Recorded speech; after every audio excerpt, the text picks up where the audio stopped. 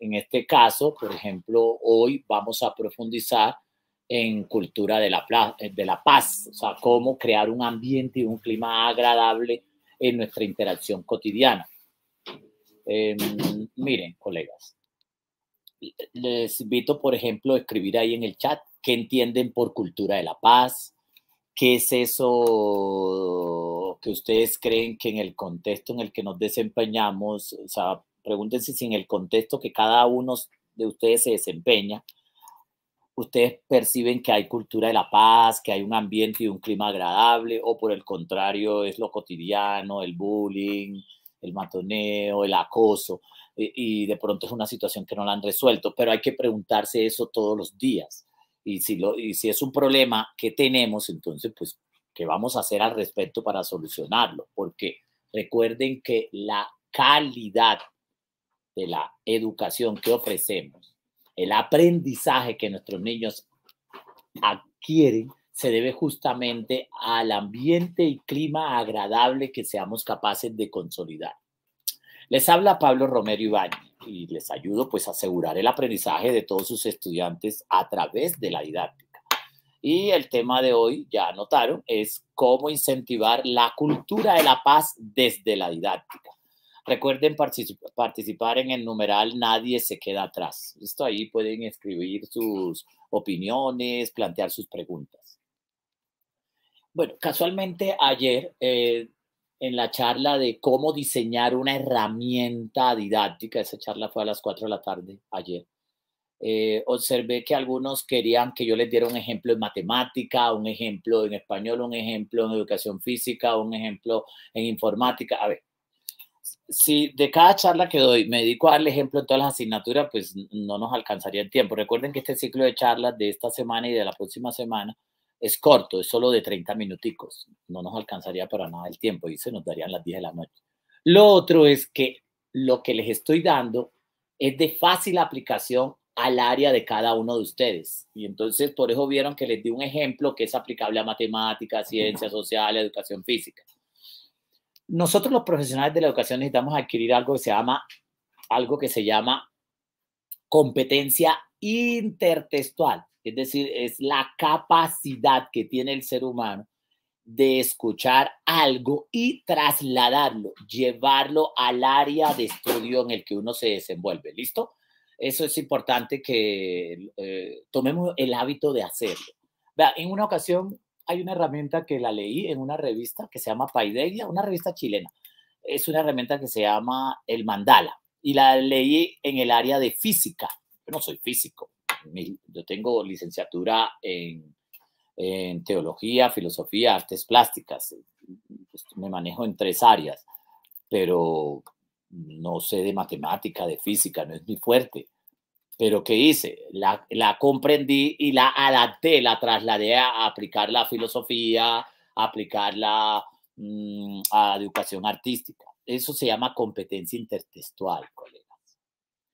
Bueno, resulta que después de 3 años de estar trabajándola, me di cuenta que la herramienta se quedaba corta y que necesitaba evolucionar.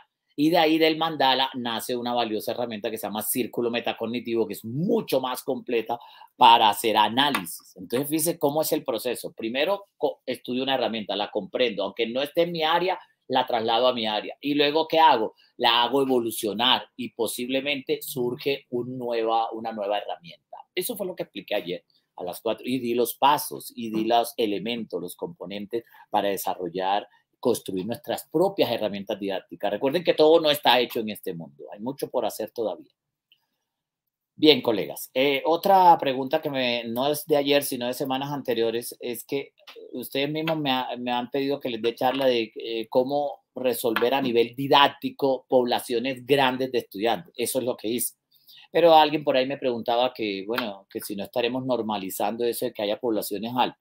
No, en mis charlas siempre he aclarado que ni Magisterio ni yo estamos de acuerdo con poblaciones grandes de estudiantes. Eso no es lo ideal ni es inteligente. Eso lo he denunciado numerosas veces, lo ha hecho tanto numerosos gobiernos en América Latina como las mismas gobernaciones y alcaldías. que por dar resultados de que ahora tienen mayor cobertura escolar, crean salones de clase de 42 estudiantes y 50 estudiantes. Eso jamás Pablo Romero estará de acuerdo con ello y tampoco Magisterio de Formación, para nada. Cualquiera que sepa de pedagogía didáctica sabe que eso es un grave error, es ridículo. Pero colega, si alguien me dice, ¿qué hago? Tengo 52 estudiantes. Bueno, primero demande, y lo dije. Demande, sí, señor, eso hay que demandarlo, hay que poner tutela y si no le ponen atención, pues entonces ante la corte. Y así lo hizo un colega en Colombia y ganó la demanda y tuvieron que resolver el problema. Pero esas demandas duran meses, años y mientras pasan esos años nuestros niños no podemos dejar que se perjudiquen. Entonces ahí es donde ofrecí soluciones, cómo atender esas poblaciones grandes mientras el Estado colombiano hace su tarea. ¿Listo? Soy un experto en didáctica y no soy abogado, por eso si usted quiere demandar tiene que ir ante un abogado. Pero yo como soy pedagogo y experto en didáctica, usted dice, mientras la demanda sale a mi favor y no tengo esta población grande de niños, ¿qué hago? ¿Cómo los atiendo? Pues los niños, niñas, no tienen la culpa de que los hayan asignado en 48 o 50 estudiantes en un salón. Obvio, el profesor tampoco tiene la culpa, pero vamos a solucionar eso, ¿verdad? Ahí es donde Pablo Romero, quien les habla, a quien están viendo, les da una serie de consejos de cómo podemos resolver ese tipo de situaciones desde la didáctica, mientras el Estado, el alcalde, el gobernador de tu región, te resuelve un problema que te lo tiene por qué resolver, porque en el mundo entero al fin ya entendimos, hemos evolucionado, ya somos sujetos civilizados, que no tienen por qué haber grupos numerosos en un salón de clase. Claro que no. Y esa es una queja que hay que ponerla ante el Ministerio de Educación Nacional, ante el Congreso, por medio de tutelas y ante los estrados judiciales y hay un colega, pues como les decía, lo hizo ante la corte y ganó. Y claro que ganó porque así está establecido en nuestra constitución y en numerosas constituciones de países de América Latina. Y además es un derecho ya universal. Grupos pequeños. Mire, aclaro que no, hoy no voy a hablar de cómo diseñar un manual de convivencia, porque alguno dirá, va a hablar de cultura de la paz, manual de convivencia. No, eso tiene su espacio. No voy a hablar, hay toda una didáctica para administrar el manual de convivencia. Sí, claro, pero de eso no voy a hablar ahora. De hecho, el manual de convivencia es un componente de la cultura de la paz en una institución educativa. ¿Listo? Pero de eso no le voy a hablar en este momento. Voy a centrarme en la didáctica de la cultura de la paz. Así que en este espacio les voy a compartir una serie, ¿verdad?, de componentes claves para hacer realidad la tan anhelada cultura de la paz en nuestras instituciones educativas. Recuerden, mientras estoy hablando, no dejen las preguntas para el final. Mientras estoy hablando, pueden plantear sus preguntas, sus aportes. Hay una pregunta que yo les quiero hacer a ustedes mientras estoy hablando. Pueden ir escribiendo ahí en el chat. ¿Qué entienden ustedes por cultura de la paz? A mí sí me gustaría saber qué entiende cada una de las personas que ingresa a este tipo de charlas. ¿Qué concepto tiene usted de cultura de la paz? Atrévase, seguro tiene usted su concepto. Y también puede usted contarnos con confianza, hágalo como un ejercicio de desahogo, si en el contexto en el que trabajas tú sientes que hay cultura de la paz, wow, y si sientes que de verdad hay cultura de la paz, tienes ya mi felicitación. Cuéntanos por qué lo sientes. Y si sientes que no hay cultura de la paz, seguro tienes también los argumentos del por qué percibes que no hay cultura de la paz en tu contexto educativo.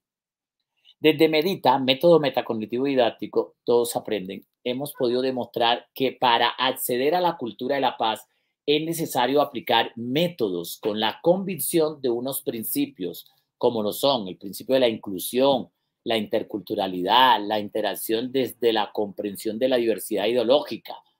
Es decir, la diversidad ideológica es un principio en la cultura de la paz. Si usted no es capaz de convivir con la diversidad, con la diferencia, no puede acceder a la cultura de la paz porque siempre va a tender a ser xenofóbico, homofóbico, racista y excluyente. un principio de la cultura de paz también es la calidad, pero la calidad no para unos cuantos, la calidad para todos. Otro principio es la participación. Si usted es de los que le da solo participación a uno que otro estudiante, o siempre a los mismos y a otro no le da participación, usted no tiene ni idea qué es eso de cultura de la paz. La equidad es otro principio de la cultura de la paz y naturalmente el desarrollo sostenible. Necesitamos hacer realidad una sociedad, un contexto en el que no solo yo me desarrollo, sino que todos los que me rodean se desarrollan conmigo, evolucionan, pero que eso sea sostenible en el tiempo. Es decir, ni un paso atrás ni para coger impulso. Siempre estamos evolucionando y mejorando, jamás, nunca estancado. Así que, colegas, mira, experimentar cultura de la paz es un derecho y es un deber que necesitamos trabajar en nuestra cotidianidad académica y social. Tener cultura de la paz no tiene nada que ver con ser pasivo. No vamos a confundir eso. Porque hay gente que dice, él es una persona pacífico. ¡Ay, quieto! ¡Ay, cuidado! Ajá. Cultura de la paz, nada que ver con pasividad, nada. Es justo lo contrario, es interactuar todos los días con gran energía, demostrando respeto, ¿verdad? Hacia todos los seres humanos que me rodean, no es respeto hacia algunos. Entonces vivo en un conjunto residencial, le doy respeto a la administradora, a los señores que salen en full auto lujoso y no le doy respeto a los porteros, a la señora que barren y atienden el conjunto, a ellas no les doy respeto porque como que son de otro nivel más bajo. ¡Ey, cuidado! Ahí jamás vamos a adquirir cultura de la paz. Respeto desde la persona más humilde hasta la persona pues con mayores pergaminos. Entonces, hay cultura de la paz cuando yo interactúo socialmente de manera incluyente e intercultural, con honestidad y amabilidad, evidenciando armonía en la relación con los demás. Es estar despierto y comprometido con el buen trato en estado alerta y divergente. Si yo ante cualquier situación de conflicto, ¿verdad? O problema que enfrentemos, no soy capaz de resolverlo de manera pacífica y constructiva, pues no tengo cultura de la paz. Pero si soy capaz de tener un control emocional, lo que llamamos inteligencia emocional, y de interactuar de manera respetuosa, inteligencia social, podría decirse que estoy experimentando la cultura de la paz. ¿Quiere decir, Pablo, que en la cultura de la paz hay dos inteligencias presentes? Sí, la inteligencia emocional y la inteligencia social. Bueno, autores como Daniel Goleman, Howard Gardner han hablado al respecto, pero me gusta más la propuesta de Vallés y Vallés, que tiene un libro que se llama Inteligencia Emocional y Aplicaciones Educativas. Genial ese libro. Es un libro como de 700 páginas, solo de estrategias, métodos y herramientas para aprender a administrar nuestras emociones y formar, educar a nuestros hijos en la administración de sus emociones, hacerlo con nuestros estudiantes. Tanta falta que hace ese componente en nuestra institución educativa. Lo necesita hacer el profesor de matemáticas, de ciencias, de sociales, de educación física, en todas las áreas, por favor. Así que miren, colega, sin duda se experimenta cultura de la paz, ¿verdad? En la vivencia de los valores ciudadanos, en la acción real de los derechos humanos, el derecho internacional humanitario, la participación democrática, la prevención de la violencia y la resolución pacífica de los conflictos. Con los aportes de la didáctica, es mucho más sencillo lograr crear un ambiente y clima de cultura de la paz en nuestros hogares y en nuestras instituciones educativas e incluso en nuestra propia sociedad. Vean, colegas, preguntémonos en este momento, ¿por qué es importante trabajar cotidianamente en pro de la cultura de la paz? ¿Cómo podemos hacer realidad la cultura de la paz en nuestro contexto educativo? ¿Qué tipo de componentes o elementos hay que tener presente en un programa o proyecto que desea hacer realidad la cultura de la paz? Recuerden que en países como Colombia se habla mucho de cátedra de la paz. Entonces ahí surge otra pregunta. ¿Qué papel juega la didáctica en la elaboración de una cátedra de la paz para hacer realidad la cultura de la paz?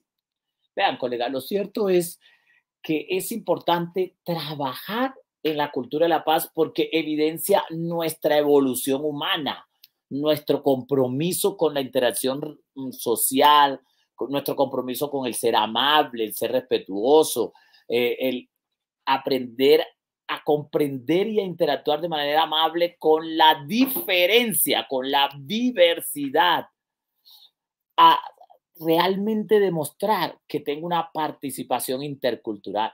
Pero entonces, ¿cómo podemos hacer realidad la cultura de la paz en nuestro contexto educativo? Es que estas son preguntas que necesitamos plantearnos, colegas. Así que empecemos por hacer un pacto. Voy a responder esta pregunta. ¿Cómo podemos hacer realidad la cultura de la paz en nuestro contexto educativo? Lo primero es empezar por hacer un pacto. ¿Un pacto de qué? Pues de paz entre todos los que estamos en conflictos o enemistados, comprendiendo cuánto nos beneficiamos todos y hacer un pacto de convivencia constructiva, amable, incluyente, entre todos sin excepción. En el caso concreto del pacto con los que están como enemistados, en ese pacto de paz, es importante que alguien tiene que tomar la iniciativa. ¿Cuál es mi consejo, colega? Voy a dar un ejemplo concreto. Usted no se lleva bien con un profesor. Ese es el peor negocio que usted puede hacer en su vida. Va a la sala de profesores y ahí está el profesor con el que no se lleva bien, ni se habla, no se pueden ni mirar. Y usted va para la Greca a servirse un café, un tinto. Y no puede porque ahí está, qué pena. Me voy para la cafetería y resulta que como tengo varios enemigos con el que no me hablo, yo conozco colegas así, no sé cómo lo logra. Llego a la cafetería y allá hay otro con el que me llevo mal. ¿Ve? Si usted se da cuenta, es un pésimo negocio porque emocional y socialmente se interactúa muy mal. Ahora imagínese que además usted tiene otro chicharrón en su hogar. No, usted lo que está viviendo es un infierno. Ahí es cuando digo que la Biblia se queda corta. Las personas que no les va bien en su familia, no les va bien en su trabajo, nadie las quiere, oye, al morirse deberían irse para el cielo, que ya el infierno lo tuvieron en esta vida. ¿Para dónde voy con lo que estoy planteando, colegas? El estar bien con los demás no depende de los demás, depende de mí mismo, de mi propia realidad. ¿Cómo así?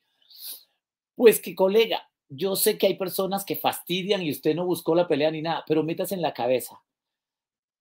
A partir de ahora, hasta el último día del año laboral, escolar en el que usted esté, si usted no asegura excelentes relaciones con sus colegas, el primer afectado es usted. Y para lograrlo hay que ceder.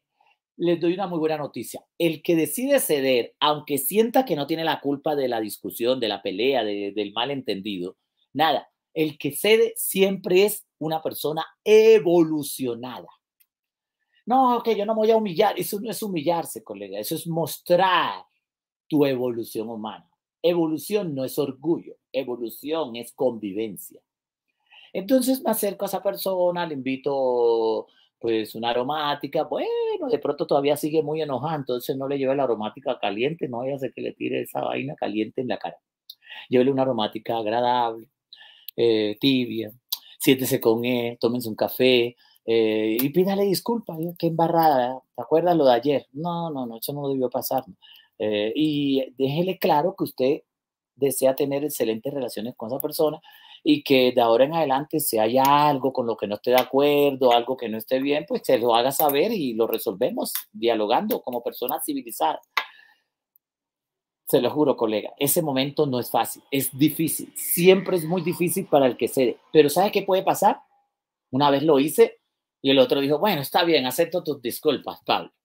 Pero bien, pero de verdad las aceptas, ¿no? Bueno, sí, Pablo, tranquilo. Bueno, pues entonces nos estamos hablando y se continuó. Pero me encontré una persona que después de que yo le pedí disculpas, la persona se apenó y me dijo, no, no, no, qué pena, qué pena. Realmente yo también tengo mucho que pedirte disculpas. Yo la embarré y es más, no debí decirte tal cosa, Pablo. Uno encuentra gente que es consciente, pero si te encuentras gente que no es consciente de sus embarradas, Pues tranquilo, no es un problema de uno, es un problema de la involución y de la estructura primitiva paleolítica neandertal del otro. Pero ¿dónde estás tú demostrando tu evolución? En esa sencillez, en ese encuentro con el otro, en el pedir disculpa, borrón y cuenta nueva y empecemos. Pero no tenga enemigos, colega, es lo que le quiero decir, no haga eso. Ahí no podrá usted nunca experimentar la cultura de la paz. Igual en su hogar, siempre dé el brazo a torcer. Y eso es el que da el brazo a torcer, el que dicen por ahí algunos que se humilla, realmente es el evolucionar. Miren, colega, existen diferentes autores como Gene Pierce que plantean que la paz es tan importante en nuestra sociedad porque evoca la idea de vivir en tranquilidad y sin miedo. Pero el problema es que el concepto negativo de paz es insuficiente y es mejor evitar. Más bien, yo les propongo de un concepto positivo de paz, en el que no es solamente la ausencia de algo, o sea, violencia. No solo hay paz cuando ya no hay violencia, no. Hay paz cuando hay la presencia de condiciones que hacen posible vivir sin violencia. Bueno, así lo planteó en alguna ocasión el mismo Johann Galtung. También al respecto lo vuelve a repetir Colangui en sus planteamientos sobre cultura de la paz. Entonces, vean, colegas, comprender que la paz empieza por el rechazo de la violencia como forma de solucionar los conflictos es esencial para hacer realidad la cultura de la paz. Y para que esto pueda ser posible, miren, colega, se debe dar un amplio consenso al respecto. Es decir, la paz se debe interiorizar culturalmente y esto supone erradicar la cultura de la guerra y la violencia como forma de resolver los problemas que genera el modelo de desarrollo actual. A ver, se piensa que la guerra es injusta y dramática para los seres humanos, pero también se considera inevitable. La guerra es inevitable porque pues, hay que resolver, a enfrentar al otro. Es el concepto en el que habitamos. Así que es un ejemplo claro de que con el dominio de la cultura de la violencia, las soluciones violentas siempre están justificadas y que si no se realizan cambios conceptuales y se toman medidas preventivas, pues se va a recurrir siempre a la violencia como último recurso. Estamos muy lejos de erradicar la violencia como un recurso para solucionar los problemas. De ahí la importancia de que la formación en cultura de la paz sea algo cotidiano en esta nueva generación. Alguien me preguntaba por ahí, pero Pablo, entonces, ¿qué tienen ahí que ver en eso cuando hablamos de paz, de cultura de la paz? ¿Qué papel juegan los conflictos? Hombre, que los conflictos son parte de la naturaleza humana. A diario estamos sumergidos en conflictos. ¿Quién de los que me está escuchando, viendo, no tiene conflicto? A ver, nadie va a decir, yo no tengo conflicto. El que escriba ahí en el chat que no tiene conflicto es porque no tiene conciencia de sus conflictos y, mejor dicho, un minuto de silencio para usted. No quiero estar en sus zapatos, no quiero estar en la piel de alguien que cree que no tiene conflicto. Los conflictos son propios de naturaleza humana. O sea, que el problema no es tener conflicto. El asunto es qué hacemos ante el conflicto. El asunto es que al no saber cómo interactuar y afrontar los conflictos, estos se convierten en problemas que seguro vamos a lamentar. De ahí la importancia de aprender a administrar la cultura de la paz. Pero preguntémonos entonces, ¿qué es cultura de la paz? Pues según la ONU, es el conjunto, ¿verdad?, de valores, actitudes, tradiciones, comportamientos y estilos de vida amables. Desde el año 1999 la ONU dio esa definición, pero recordemos, vamos más allá, porque es una definición muy amplia la que da la ONU y a veces hasta un poco ambigua. Me gusta que tengamos mayor precisión en el concepto de cultura de la paz. Mire, hay presencia de la cultura de la paz en aquellos contextos donde el buen trato es la nota que caracteriza toda la interacción social, académica o laboral. La cultura de la paz se evidencia en el respeto, la amabilidad, la inclusión, la interacción amable con las múltiples ideologías, el debate agradable, amable, respetuoso, centrado en la argumentación y las evidencias. Y jamás el debate tiene por qué estar centrado en el ataque personal, que eso es muy común en nuestras representaciones culturales latinoamericanas. Oiga, qué problema. La gente no, cuando le dicen debatir, es como si le dijeran a pelear contra el otro. No, no, no, no. Mire, la próxima semana, la próxima semana no, la primera semana de junio tengo un debate en la Universidad del Atlántico. Es un debate sobre si hay calidad de la educación o no en Colombia, en América Latina. A ver, pero eso tiene que ser un debate amable. Yo pongo mis argumentos y evidencia, pero si alguien se va a enojar conmigo, pues, créame que antes de continuar el debate voy a hacer un pare, ¿no? Vamos a debatir sobre las ideas, sobre las investigaciones, sobre los argumentos y las evidencias, más no con el otro. Entonces, ya es hora de que evolucionemos. A ver, hablar entonces de cultura de la paz es hablar de no violencia, que no es lo mismo, ¿verdad? Como les dije, a pasividad. Así lo entendió Mahatma Gandhi, así lo entendió Martin Luther King, así lo entendió el movimiento de la no violencia educativa en Italia, como los pedagogos, ¿se acuerdan? De Danilo Dolci, Aldo Capitini o Lorenzo Milani, todos estos pedagogos los han leído ustedes, todos lo hemos leído, y son pedagogos que estuvieron comprometidos con la cultura de la paz, la pedagogía de la humanización, el buen trato. Así que esta idea la defienden numerosos científicos, líderes religiosos, académicos, antropólogos, sociólogos, incluso politólogos, eh, que la idea es sostener la importancia de la no violencia, ¿verdad? Para alcanzar la paz. La educación entonces para la paz tiene como finalidad enseñar a erradicar la violencia, desarrollar las habilidades en el manejo de conflictos no violentos y motivar a elegir la paz cuando se tiene un conflicto. O sea, los educadores para la paz deben atender 3 niveles para combatir la violencia. ¿Cuáles son esos 3 niveles que deben tener presentes los educadores para la paz? Los que deciden la paz, los que cultivan la paz, los que consolidan la paz. Por ejemplo, un error frecuente en los procesos de administración de la convivencia escolar es dejar toda esta responsabilidad a un comité escolar de convivencia. Grave, grave error. Porque es que la convivencia, la cultura de la paz es de responsabilidad de toda la comunidad educativa y no de un comité escolar de convivencia como está establecido en algunos países, como es el caso colombiano.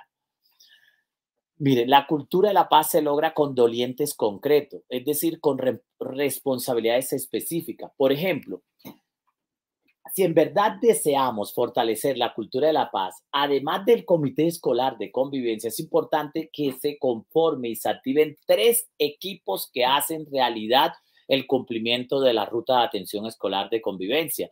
Me refiero al equipo de promoción, que es el componente de promoción, al de prevención y al de seguimiento, que en conjunto con el comité escolar de convivencia activan la ruta de atención, la ruta integral de atención escolar. Esa ruta de atención integral para la convivencia escolar tiene entonces esos 4 componentes, que son ¿cuál? Promover el buen trato. 2, prevenir el maltrato, el bullying, el acoso, cualquier violencia o humillación o formas de exclusión. 3, atención, cómo vamos a atender las diversas situaciones conflictivas que se enfrentan, que se dan en una institución educativa. Y 4, cómo le vamos a hacer seguimiento. Mira, agarra esas grandes 4 responsabilidades para hacer realidad la cultura de la paz y dáselas solo a un comité, al comité escolar de convivencia. No hiciste nada, tengo suficientes pruebas, evidencias que así no funciona. Pero sí creamos 4 equipos en el que participan diferentes profesores de diferentes áreas y también representantes de los papás y representantes de los estudiantes. Si ustedes miran, hemos comprometido a toda la comunidad y funciona muy bien. Sé de lo que estoy hablando porque son cientos de instituciones educativas que ya lo hacen, que las he asesorado con esta metodología. Y esto es didáctica pura. Es decir, estos son aportes de la didáctica. Organicémonos y va a ser mucho más fácil hacer realidad la cultura de la paz en nuestra institución educativa. Así que ahora preguntémonos, ¿dónde se equivocan más los docentes a la hora de administrar la cultura de la paz? Pues desde la manera en que ingresamos al salón de clases, allí empezamos a ser asertivos o equivocarnos en la administración de la cultura de la paz, ¿verdad? ¿Cómo es posible que todavía existan profesores que ingresan al salón de clase y que saquen sus cuadernos y de una vez le dicen a los estudiantes, saquen sus cuadernos, que a mí no me gusta perder el tiempo, pilas, vamos atrasado en el plan de estudio, que la clase ya empezó a ver, Luis, no te he visto sacar el cuaderno, el profesor ya lleva medio tablero lleno de un montón de abstracciones que ya ha escrito. No, así ya empezamos mal, no es posible. Si queremos hacer realidad desde la didáctica, la cultura de la paz, hay que empezar por ingresar al salón de clase saludando. Algunos, pues, que trabajan en una institución educativa religiosa, pues hacen una oración. Ok, yo no estoy pidiendo que todos hagan oración, sino que te estoy diciendo que hay diferentes contextos. En otros contextos, bueno, no se ora, pero por lo menos se saluda de una forma amable, que no se sienta que eso es un protocolo que estoy siguiendo. Punto primero, saludo. Punto segundo, no es un orden ni un protocolo, es una convicción. Saludo para llevarles mi mejor energía a mis estudiantes. Antes de entrar al salón, si vengo todo mal, down, llevado, con serios problemas, lo primero que voy a hacer, ¿cuál es? Pues es mejorar mi cara, mejorar mi presencia. Entro con mi mejor energía porque los niños, niñas, adolescentes, jóvenes no tienen la culpa de mis problemas. Ingreso con la mejor actitud, saludo y comienzo con una historia, un problema, una anécdota, una historia de vida, una adivinanza. Eso les encanta a ellos. Eso me quita 2, 3 minutitos y tiene que ver con la temática que voy a desarrollar. Luego entonces sí vienen las preguntas de presaber. A los muchachos les encanta que uno les haga preguntas de la clase anterior. Primero las preguntas de la clase anterior y luego sí las preguntas de presaber, ¿verdad? Preguntas de tipo diagnóstico, para interesarlos, para ponerlos a opinar, y no los estoy corrigiendo en ese momento porque no he empezado a desarrollar la clase y luego entonces sí, póngales un documental de 3, 5 minuticos que tiene que ver con el tema y luego sí usted póngale una explicación rigurosa, bien fundamentada desde varias fuentes, que eso tampoco le va a llevar a usted más de 10 minutos y ¡pran! Llévelo ya ahora sí a trabajar en equipo y luego póngalos a participar en grupos colaborativos en el que cada uno tiene un rol, una responsabilidad y cada uno da sus aportes y ellos se autoevalúan y también experimentan la coevaluación y luego exponen en grupo, luego hay una responsabilidad que nos llevamos para ser mejor persona, y, o sea, una responsabilidad de tipo cognitiva y una responsabilidad de tipo socioemocional, afectiva, espiritual. Y no avanzo en clase si ya está el primero fastidiando al otro, molestando al otro, nada. O sea, me concentro en que lo esencial de la clase es crear un ambiente y un clima agradable de interacción, de respeto. Es decir, en mi clase existe otra sociedad diferente a la sociedad degenerada, hipócrita, maltratadora de la que ellos vienen. No, en mi clase creo otro mundo, creo otra sociedad, una nación más desarrollada, una nación o sea, mi salón de clase tiene que ser una nación evolucionada en el que nadie maltrata a nadie, absolutamente nada. Es decir, no aplico la indiferencia. Si veo a alguien molestando a otro, paro la clase, pero les dejo muy claro que a clase llegamos a convivir, a crecer, a evolucionar, a pensar, a dudar, a equivocarnos. Nadie se burla por eso del otro. Esa es la sociedad que necesitamos construir. Y si es posible, colega, sé de lo que estoy hablando. Entonces,